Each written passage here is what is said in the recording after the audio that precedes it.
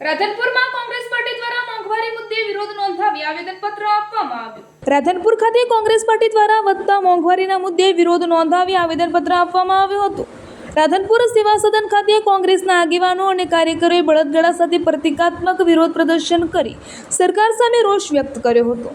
કોંગ્રેસના આગેવાનોએ જણાવ્યું હતું કે પેટ્રોલ, ડીઝલ, ગેસ સિલિન્ડર તેમજ રોજિંદા જીવનમાં ઉપયોગી ચીજવસ્તુઓના સતત વધી રહેલા ભાવના કારણે સામાન્ય અને મધ્યમ વર્ગના લોકોનું જીવન મુશ્કેલ બન્યું છે।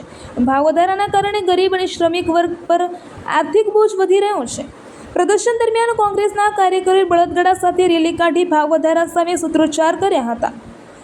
ત્યારબાદ સેવા સદન ખાતે પહોંચી સંબંધિત અધિકારીઓને આવેદનપત્ર પાઠવી ભાવ વધારો નિયંત્રણમાં લેવા અને જનતાને રાહત મળે તેવા પગલાં ભરવાની માંગણી કરવામાં આવી હતી।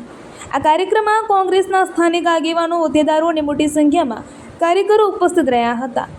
સમગ્ર કાર્યક્રમ શાંતિપૂર્ણ માહોલમાં પૂર્ણ થયો હતો। રિપોર્ટર ભરત સથવારા, પાટણ।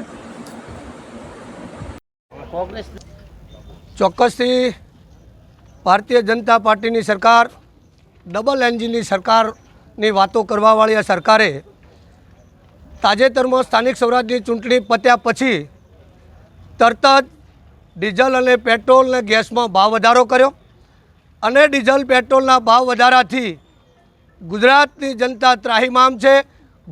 ગૃહિણીઓ હોય, ખેડૂત હોય કે ટ્રાન્સપોર્ટમાં પણ જે ભાવ વધી ગયા છે એના કારણથી, ક્યાંક શિક્ષકોના કારણથી અને શિક્ષણના કારણથી પેલા બાળકોને પણ ટ્રાન્સપોર્ટમાં કંઈક તકલીફો પડી, 200 રૂપિયાનો ભાવ વધારો કરી અને જે આજે ભારતીય જનતા પાર્ટીના કારણથી આમ જનતા ત્રાહિમામ થઈ રહી છે એના મુદ્દે અમે આજે રાધનપુર શહેર અને રાધનપુર તાલુકાની કોંગ્રેસ પરિવારની જનતા મળી અને અમે આજે મામલતદારશ્રીને આવેદનપત્ર આપ્યું છે કે આ બેરી અને મૂંગી સરકારના કાન ખોલો કે ગુજરાતની અંદર આજે ખેડૂત અને મહિલા પરેશાન, આજે આપ જોઈ રહ્યા છો મોંઘવારીથી ત્રાહિમામ ગુજરાત પોકારી રહ્યું છે, તોય આ બેરી મૂંગી આ સરકારના કાન ખુલતા નહીં। એના કાન ખોલવા માટે આજે કોંગ્રેસે આવેદનપત્ર આપી અને અમે આજે ધરણા પ્રદર્શન અથવા તો ચક્કાજામ કરવાનો પણ પ્રોગ્રામ કરીએ છીએ।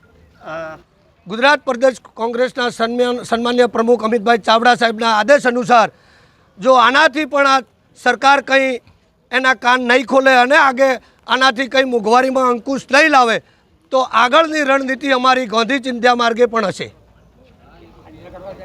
કોંગ્રેસ દ્વારા આજ સમગ્ર ગુજરાત રાજ્યમાં આ સરકારની વિફળતા, નિષ્ફળતા અને મોંઘવારીના અને અન્ય તમામ લોકોને લાગુ પડતા મુદ્દા માટે વિરોધ પ્રદર્શનનું આજે અમે કાર્યક્રમ આપ્યો છે। અમારે તાલુકા કોંગ્રેસ અને શહેર કોંગ્રેસ દ્વારા આ કાર્યક્રમનું આયોજન કરવામાં આવ્યું છે। ખાસ કરીને જ્યારે આ 5 રાજ્યોની ચૂંટણી ચાલતી હતી ત્યારે અમારા જે LOP રાહુલ ગાંધીએ કીધું હતું કે ટૂંક જ સમયમાં ભાવ વધારો પેટ્રોલ ડીઝલમાં થશે અને એ તરત જ ડીઝલ ને પેટ્રોલમાં ભાવ વધારો થયો। આજે સામાન્ય જનની કમર કચડાઈ ગઈ છે, મોંઘવારીમાં ગૃહિણીનું બજેટ ખોરવાઈ ગયું છે, તમામ વસ્તુમાં ભાવ વધારાને કારણે માણસનું જીવવું દોહેલું થઈ ગયું છે। ત્યારે 30 વર્ષથી ચાલતી આ ભારતીય જનતા પાર્ટીની ગુજરાતની સરકાર અને 14 વર્ષથી ચાલતી આ કેન્દ્ર સરકાર તમામ ક્ષેત્રોમાં નિષ્ફળ ગઈ છે। આ મોંઘવારીનો સેલ્ફ ગોલ એમણે કરેલો છે, કારણ એમાં શક્યતાઓ હતી કે આપણે જો ઈરાન અને રશિયા સાથેના સંબંધો આપણા સારા રહ્યા હોત તો આજે આપણે આ મુશ્કેલાતનો સામનો કરવાનો ના પડ્યો હોત, પણ એમની વિદેશ નીતિ તમામ ક્ષેત્રે નિષ્ફળ ગઈ હતી। ત્યારે આજે સામાન્ય પ્રજાને આ ભોગવવાનું આવ્યું છે। દેશ ઉપર જ્યારે સંકટ આવે ત્યારે હંમેશા સામાન્ય પ્રજા દેશ માટે ઊભો રહે છે, પણ જ્યારે તમે જાતે કરીને આવું સંકટ પેદા કર્યું હોય ત્યારે આનો જવાબ તમારે પ્રજાને આપવો પડશે। સામાન્ય વસ્તુથી લઈને તમારે ઘર વપરાશની વસ્તુ કરો, ગેસ લ્યો, પેટ્રોલ લ્યો, ડીઝલ લ્યો, વિદ્યાર્થીઓને ભણવાની વસ્તુઓ લ્યો, ખેડૂતોના ખાતરની વાત તમે લ્યો, વેપારીઓવાળી વાત કરીએ તો કોમર્શિયલ જે સિલિન્ડર હતું એમ 1100 ને 1200 પહોંચ્યો છે।